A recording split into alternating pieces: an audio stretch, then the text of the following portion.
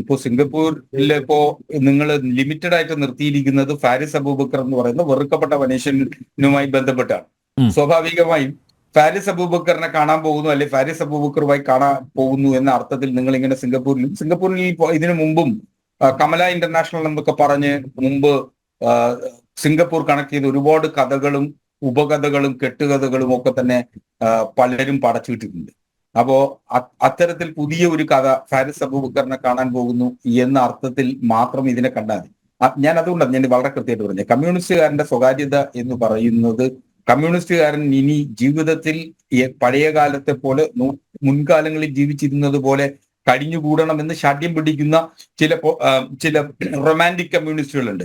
അങ്ങനെയുള്ള റൊമാൻറ്റിക് കമ്മ്യൂണിസ്റ്റുകൾക്ക് മാത്രമാണ് ആ നൊസ്റ്റാൾജിക് ഫീലിംഗോടുകൂടി ഇത്തരം കാര്യങ്ങൾ പറഞ്ഞുകൊണ്ടേയിരിക്കാൻ കഴിയും. കാലം മാറുന്നതനുസരിച്ച് നമുക്ക് മാറ്റം ഉണ്ടായേ മതിയാകൂ. അത് തന്നെയാണ് മാർക്സും പറഞ്ഞത്. കട്ടൻ ചായ പരിപ്പോടെ ഉപേക്ഷിച്ച പോലെ, ബിരിയാണിയിലോട്ടേക്ക് പോയതുപോലെ എല്ലാ കാലഘട്ടത്തിലും മാർക്സിനെ ഒഴിവാക്ക്, മാർക്സിനെ ഇതിനെ കൂട്ടുപിടിക്കാതെ ദയവീത്. അങ്ങനല്ല ഇതില് നിങ്ങൾ കരുതുന്നത് ഞാൻ പറയാം, നടക്കട്ടെ. അല്ല നിങ്ങൾ കരുതുന്നത് എന്താ, പ്രത്യയശാസ്ത്രപരമായി ഇതൊരു വലിയ അടിത്തറ തകർന്നു പോകുന്ന സന്ദർശനം എന്ന അർത്ഥത്തിലാണ്. ഏതൊരു വ്യക്തിക്കും സ്വകാര്യത ഉണ്ടെങ്കിൽ ആ സ്വകാര്യത കമ്മ്യൂണിസ്റ്റ് മുഖ്യമന്ത്രിമാർക്കും അർഹതപ്പെട്ടതാണ്. നമ്മൾ എത്തി നോക്കുന്നത് ഒരു കമ്മ്യൂണിസ്റ്റ് മുഖ്യമന്ത്രിയുടെ കുടുംബത്തെയും കുടുംബാംഗങ്ങളെയും കൂടിയാണ്. കേരളത്തിൽ എത്ര ബീച്ചുകളുണ്ട് അസ്കർ? പോട്ടെ, മുഖ്യമന്ത്രി പിണറായി വിജയന്റെ മണ്ഡലത്തിൽ തന്നെ പെട്ട മുഴപ്പിലങ്ങാട് ബീച്ച് ഏഷ്യയിലെ തന്നെ ഏറ്റവും വലിയ ഇതാണ് ബീച്ച്, ഡ്രൈവിംഗ് ബീച്ചാണ്. എത്ര സുഖവാസ കേന്ദ്രങ്ങൾ. മൻമോഹൻ തന്നെ ഇപ്പൊ ഫ്ലോട്ടിംഗ് ബ്രിഡ്ജ് എത്രയിടത്ത് അവതരിപ്പിച്ചിട്ടുള്ളത്. മരുമോൻ തന്നെ. നിങ്ങൾ ഇതെല്ലാം അവസാനിച്ചിട്ട് ഒരു ചോദ്യത്തിന് മറുപടി പറ, എവിടെയാണ് ഇതിന് പണം? ആരാണ് ഈ പണം കൊടുത്താൽ മാത്രം പറ. മരുമോൻ തന്നെ കേരളത്തിൽ എത്ര വിനോദസഞ്ചാര കേന്ദ്രങ്ങളെ കുറിച്ച് ഫേസ്ബുക്കിൽ പോസ്റ്റ് ഇടുന്നു. പിന്നെ എന്തിനാണാവോ ഇന്തോനേഷ്യയും സിംഗപ്പൂരും ദുബായും ഒക്കെ? അങ്ങനെയല്ല, നമുക്കിപ്പോ കേരളത്തിലെയോ ഇന്ത്യയിലെയോ ഒക്കെ ഉള്ള സുഖവാസ കേന്ദ്രം പോലെ അല്ലല്ലോ. സ്വാഭാവികമായിട്ട് വളരെ കൃത്യമായിട്ട് ഇക്കാര്യം പറഞ്ഞു. യാത്ര എന്ന് പറയുന്നത് പുതിയ അനുഭവങ്ങൾ. അപ്പോ അങ്ങനല്ലേ പണം ആരുടെയാണ് പണം? അല്ല, ആ പണം മാസപ്പടിയിൽ കിട്ടിയതല്ല, എവിടുന്നാണ് പണം എന്ന് മറുപടി കേൾക്കട്ടെ. ഇപ്പൊ ഇന്തോനേഷ്യയിലും സിംഗപ്പൂരിലേക്കും യാത്ര ചെയ്യുന്നതിന് നിങ്ങൾ കരുതുന്നത് പോലെ വലിയ തുകയൊന്നും ആവശ്യമില്ലെന്നേ.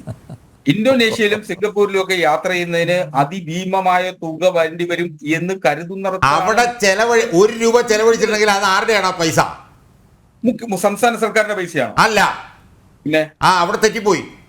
സംസ്ഥാന സർക്കാരിന്റെ അല്ല സ്വകാര്യ സന്ദർശനത്തിന് സംസ്ഥാന സർക്കാരിന്റെ പണം ഒന്നെടുത്ത് പിണറായി വിജയന് ഉപയോഗിക്കാൻ പറ്റില്ലല്ലോ. പറ്റില്ല. അപ്പൊ എവിടുന്നാണ് പൈസ? അദ്ദേഹത്തിന്റെ സ്വകാര്യ സമ്പാദ്യം ഉണ്ടായില്ലേ? ഉണ്ട്. 1,72,00,000 രൂപയെങ്കിലും ഉണ്ട് സ്വകാര്യ സമ്പാദ്യം. 1,72,00,000. അത് മാത്രമല്ല, 2 മക്കൾ വ്യവസായവും തൊഴിലും ചെയ്യുന്ന 2 മക്കളുള്ള പിതാവ്. സ്വാഭാവികമായും ആ തുക കണ്ടെത്തുക എന്ന് പറയുന്നത് ഇപ്പോ ഒരു 19 ദിവസത്തെ 3 രാജ്യങ്ങളിലെ യാത്രയ്ക്ക് ഒരാൾക്ക് മാക്സിമം വേണ്ടി വരുന്ന ചെലവ് എന്ന് പറയുന്നത് 10,000-80,000 രൂപയ്ക്ക് അടുത്ത് മതിയാകും. പൊന്ന് സുഹൃത്തെ,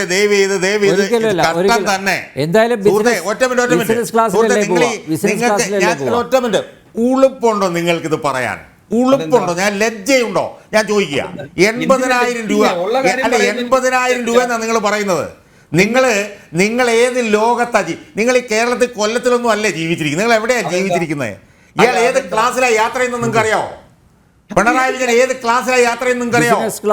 പിണറായി വിജയൻ ദുബായി പോയാൽ 7 സ്റ്റാർ ഹോട്ടലിലാണ് താമസിക്കുന്നത് നിങ്ങൾക്ക് അറിയാമോ? ഇതുപോലും പഠിക്കാതെ എന്തിനാണ് സുഹൃത്തെ ഈ വലിയ ബുദ്ധിജീവിയായിട്ട് ഇവിടെ ഇങ്ങനെ ജനിച്ചിരിക്കുന്നത്? നിങ്ങൾക്ക് പിണറായി വിജയൻ എങ്ങനെയാണ് ജീവിക്കുന്നത് നിങ്ങൾക്ക് അറിയില്ല. നിങ്ങൾക്ക് അതുപോലും അറിയില്ല. ഒരു മിനിറ്റ്, അതേ പൂർത്തിയാക്കട്ടെ. നിങ്ങൾക്ക് ഇങ്ങനെ അപവാദങ്ങൾ പ്രചരിപ്പിക്കുകയും വാനിറച്ച അപവാദങ്ങൾ പറയുകയും ചെയ്യുക എന്നുള്ളതാണ്. നിങ്ങൾ ആദ്യം പോയിട്ട് ദുബായിൽ പിണറായി വിജയൻ താമസിക്കുന്ന ഹോട്ടൽ ഏതാണെന്ന് അന്വേഷിച്ചിട്ട് വാ. ഹയാത്ത് എന്ന് പറഞ്ഞ ഹോട്ടൽ ഉണ്ടല്ലോ, അതായത് ദുബായിൽ ഏറ്റവും വില കൂടിയ ഹോട്ടലാണ് താമസിക്കുന്നത്, അറിയാമോ നിങ്ങൾക്ക്? അല്ല, നിങ്ങൾക്ക് തെളിവുണ്ടെങ്കിൽ നിങ്ങൾ പറയുന്നേ. തെളിവുള്ളതുകൊണ്ടായി പറയുന്നേ. അയാൾ ഫ്ലൈറ്റില് ഏത് ക്ലാസ്സിലായി യാത്ര ചെയ്യുന്നത് നിങ്ങൾ അന്വേഷിക്കേ. ക്യാപിറ്റൽ ക്ലാസ്സിലല്ല അയാൾ യാത്ര ചെയ്യുന്നത്. അതെ, അയാൾ ബിസിനസ് ക്ലാസ്സിലാണ് യാത്ര ചെയ്യുന്നത്. അയാൾ മാത്രമല്ല, അയാളുടെ ഭാര്യയും മകളുടെ മകനും എല്ലാം യാത്ര ചെയ്യുന്നത് എവിടാണെന്ന് അതെങ്കിലും ഒന്ന് അന്വേഷിച്ചിട്ട് വാ ചർച്ചയ്ക്ക് വരുമ്പോ.